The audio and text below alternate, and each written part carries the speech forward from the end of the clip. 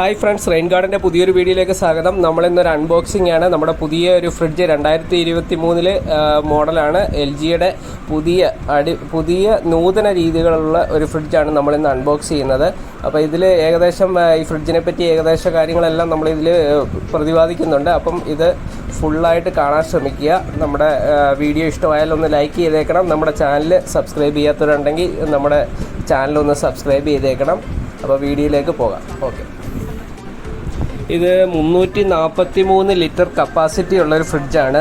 പിന്നെ ഇതിൽ നമുക്ക് നല്ല സ്പേസിങ് വേണ്ടതുകൊണ്ട് നമ്മളിത് മേടിച്ചതാണ്. അത്യാവശ്യം നേരത്തെ ഇരുന്ന ചെറിയ ഫ്രിഡ്ജ് നമുക്ക് വളരെ ബുദ്ധിമുട്ടുണ്ടായിരുന്നു. കാര്യം എല്ലാമൊന്നും നമുക്ക് കീപ്പ് ചെയ്യാൻ പറ്റാത്ത ഒരവസ്ഥയിലെത്തി. അപ്പോൾ അതുകൊണ്ട് തന്നെ നമ്മുടെ ഒരു ഫാമിലിക്ക് പറ്റിയ നല്ലൊരു ഫ്രിഡ്ജാണിത്. ഇതിൻ്റെ കറണ്ട് കൺസപ്ഷനൊക്കെ അല്പം കൂടുതലായിരിക്കും പഴയതിനെ അപേക്ഷിച്ച്. കാര്യം ഇതിപ്പം ഡബിൾ ഡോറും പിന്നെ നമ്മൾ ഈ 343 ലിറ്റർ സ്പേസും കൂളിങ് വരുന്നതിൻ്റെ ആ ഒരു കറണ്ട് നമുക്ക് എന്തായാലും എക്സ്ട്രാ വരും. അത്യാവശ്യം നല്ലൊരു മോഡലാണ്. 2023 നല്ലൊരു മോഡലായിട്ടാണ് എനിക്ക് തോന്നിയത്. ഇത് നമുക്ക് കൺവേർട്ടബിൾ ആണ്. മേലത്തെ ഫ്രീസറും വേണമെങ്കിൽ നമുക്ക് ഫ്രിഡ്ജായിട്ട് യൂസ് ചെയ്യാം. ഫ്രീസിങ് വേണമെങ്കിൽ നമുക്ക് അത്യാവശ്യം ഓഫ് ചെയ്തിടാം.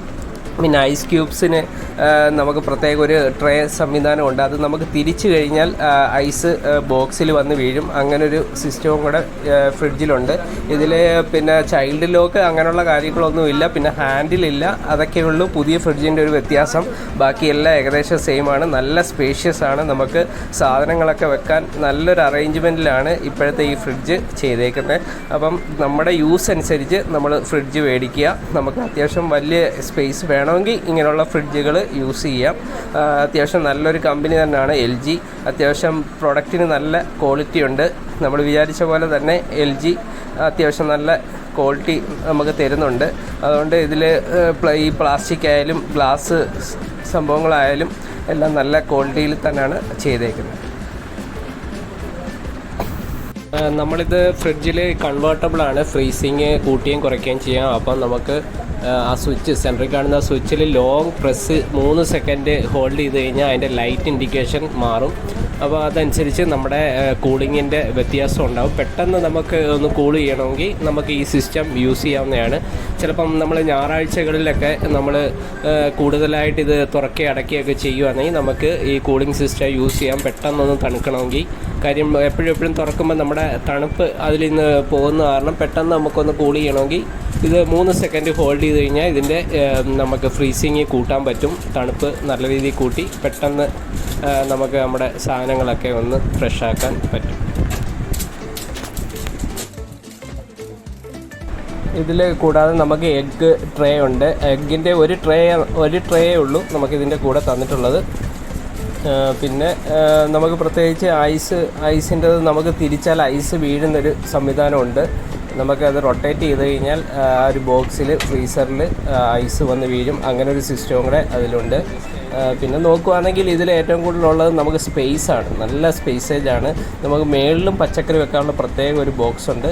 അതേപോലെ തന്നെ താഴെയും നമുക്ക് പാലും പച്ചക്കറിയൊക്കെ വെക്കാനുള്ള പ്രത്യേക ഒരു ബോക്സ് ഉണ്ട്. ഫ്രീസർ കൂടാതെയാണ് നമുക്ക് സെപ്പറേറ്റ് 2 ബോക്സ് ഉണ്ട്. അപ്പോൾ നമുക്ക് പച്ചക്കറിയൊക്കെ സെപ്പറേറ്റ് ഇട്ട് വെക്കാവുന്ന ഒരു സംവിധാനമാണ്. ഇത് ഐസ് ഇടുന്നതാണ്. ഇത് തിരിച്ചു കഴിഞ്ഞാൽ നമുക്ക് ഐസ് തനിയെ ഇതിൽ വീഴും.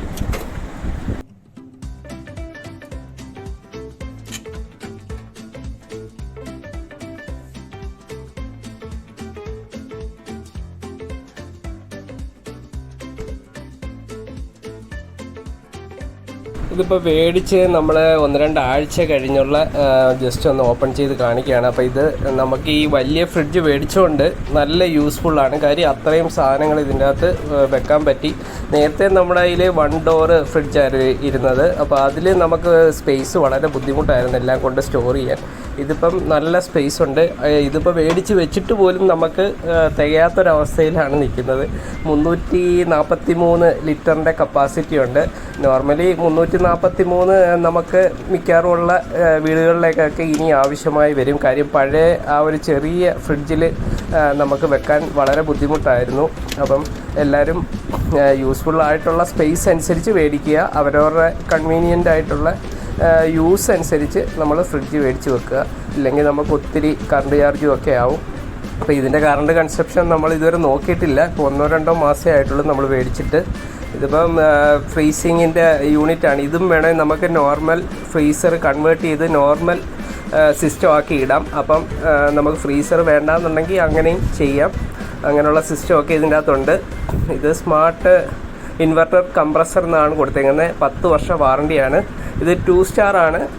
നമുക്ക് പവർ സേവിങ് കുറച്ച് ചെറിയ പവർ സേവിങ് കാണത്തുള്ളൂ, ഒത്തിരി പവർ സേവിങ് കിട്ടത്തില്ല. 282 യൂണിറ്റ്സ് പെർ ഇയർ ആണ് നമുക്ക് ചിലവ് വരുന്നത്.